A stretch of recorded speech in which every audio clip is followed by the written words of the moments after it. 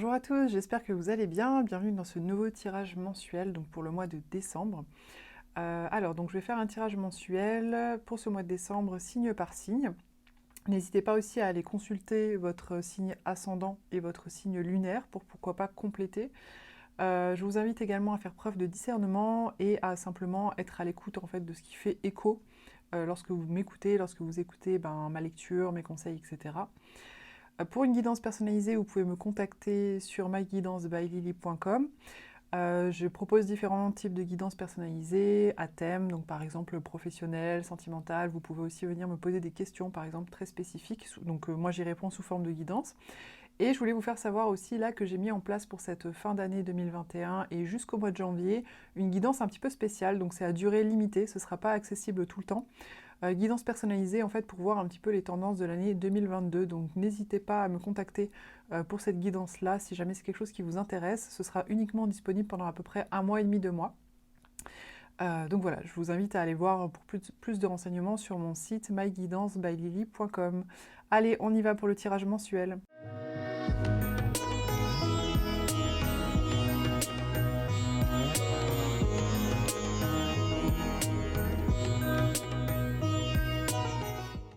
Les cancers, vous démarrez ce mois de décembre avec l'énergie de la Lune. Alors, ce que ça m'indique, l'énergie de la Lune, déjà, c'est que c'est une énergie très intuitive.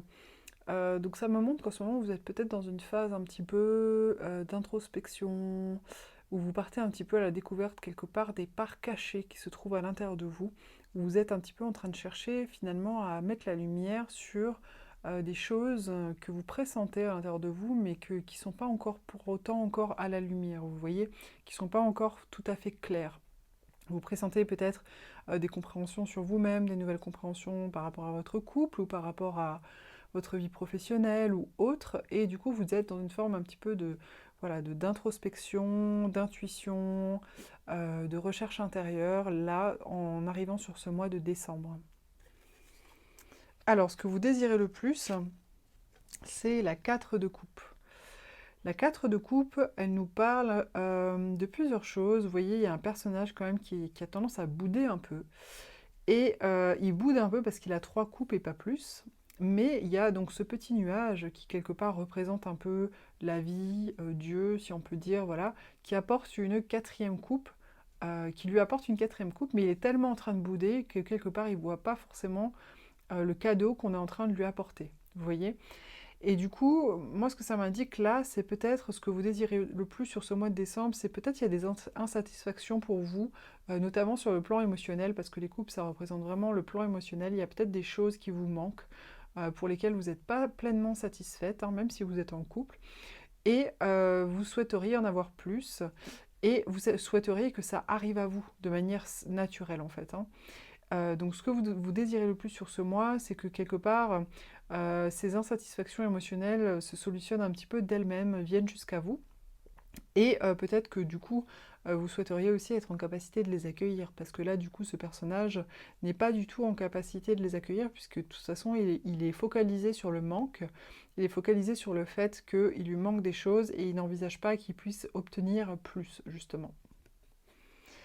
Alors la difficulté que vous rencontrez, c'est la 2 de bâton.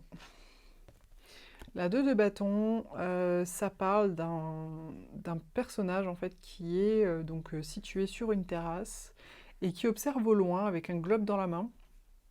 Il observe le champ des possibles en fait.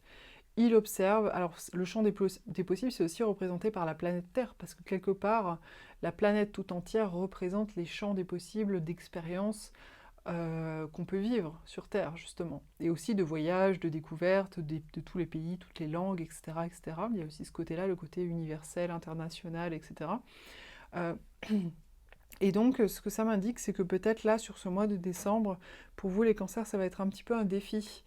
De ne pas vous laisser trop embarquer par des rêveries, on va dire, à vouloir peut-être faire certains voyages ou à peut-être vouloir faire des nouvelles choses, etc. Parce que c'est vrai que ce personnage-là, il est vraiment très ouvert.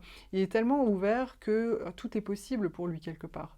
Et il est en train d'évaluer qu'est-ce qu'il peut mettre en place ou pas dans sa vie aujourd'hui. Alors en soi, c'est une carte qui est positive, mais là, comme c'est situé au niveau du défi, On vous dit peut-être aujourd'hui, attention à ne pas trop vous égarer, justement, à ne pas trop fantasmer ou vous imaginer justement tout un tas de possibilités différentes, parce qu'au final, vous risquez de perdre votre chemin, de perdre votre direction, de plus trop savoir où vous allez, ce que vous voulez, et ça risque voilà, de vous égarer et de vous rendre plutôt statique, au final, plus qu'autre chose. Alors, le conseil qui vous est donné, c'est la 8 de denier. Donc, ce qu'on vous conseille, là, sur ce mois de décembre, c'est au contraire de vous focaliser sur ce que vous faites, en fait, sur ce que vous avez aujourd'hui, sur ce que vous faites. Alors, ça peut être aussi le travail, ça peut être votre travail, si vous avez un travail, donc votre emploi ou les projets pour lesquels vous êtes en train d'œuvrer en ce moment, ça peut être tout à fait ça. Mais ça peut être aussi le travail intérieur, c'est-à-dire que si en ce moment vous êtes un petit peu en chantier intérieurement, ce qui est possible, hein, puisqu'il y avait quand même la lune au démarrage, donc peut-être que voilà, vous êtes dans une phase, en plus on est sur la fin de l'année, ce sont des énergies un peu de bilan, etc. Donc voilà, peut-être que vous êtes un peu dans une phase introspective. En fait, on vous conseille de vous concentrer là-dessus. Plutôt que d'essayer de vous échapper voilà, vers des nouvelles choses, des nouvelles possibilités, voire pourquoi pas même de partir, de faire des voyages, etc. On vous dit de vous focaliser plutôt sur votre travail intérieur, si jamais c'est un travail intérieur, ou alors sur vos projets et votre travail actuel, si vous avez donc un travail actuellement qui vous accapare, on va dire, un certain temps.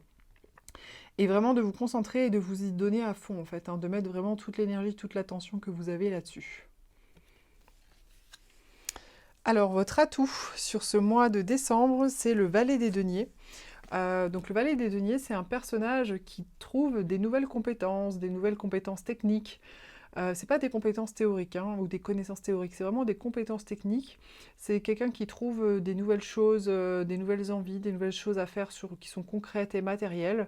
Donc peut-être que, je sais pas, peut-être que vous allez avoir des nouvelles idées, ça c'est fort possible, hein, ou des nouvelles compétences qui vont se mettre en place pour vous. Et on vous dit que c'est vraiment un atout pour vous accompagner sur ce mois. Peut-être aussi pour vous accompagner dans votre travail, hein. Peut-être que justement ces nouvelles compétences, ça va vous donner justement envie de vous y remettre et de vous y mettre à fond parce que du coup, vous découvrez voilà, des nouvelles compétences techniques et du coup, vous avez envie vraiment de les perfectionner, de les utiliser, de les mettre en place, d'en faire profiter peut-être d'autres personnes, etc. Alors, en fin de mois, on a la 8 d'épée. Alors, donc moi, ce que ça me dit quand même, c'est qu'en fin de mois, ça va pas forcément être... Ce mois, il va être... j'ai l'impression qu'il y a un petit peu des hauts, des bas quand même, hein, qui va être un petit peu sur des œufs, un petit peu délicat. En fin de mois, la 8 d'épée, ça parle quand même de blocage, hein, ça parle quand même clairement de blocage. Un blocage un petit peu injustifié, parce que vous voyez, ce personnage pense qu'il est bloqué. Mais en réalité, si elle enlevait le bandeau sur les yeux, elle verrait qu'elle aurait juste à marcher tout droit devant pour sortir de sa prison. Vous voyez, de sa prison d'épée, parce que la prison, elle se ferme pas autour d'elle en fait. Hein, elle n'est pas réellement prisonnière, mais elle pense qu'elle est prisonnière.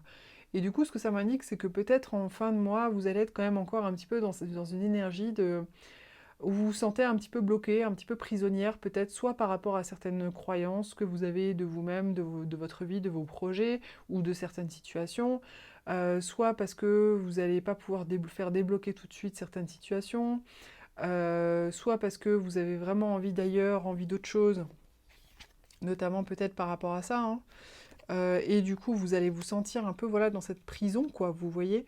Mais en réalité, ce qu'elle dit, cette carte, et peut-être ce serait le conseil, hein, quelque part, de cette carte, c'est enlever le bandeau qu'il y a sur vos yeux et vous rendez-vous compte qu'en fait, vous n'êtes pas du tout prisonnier ou prisonnière.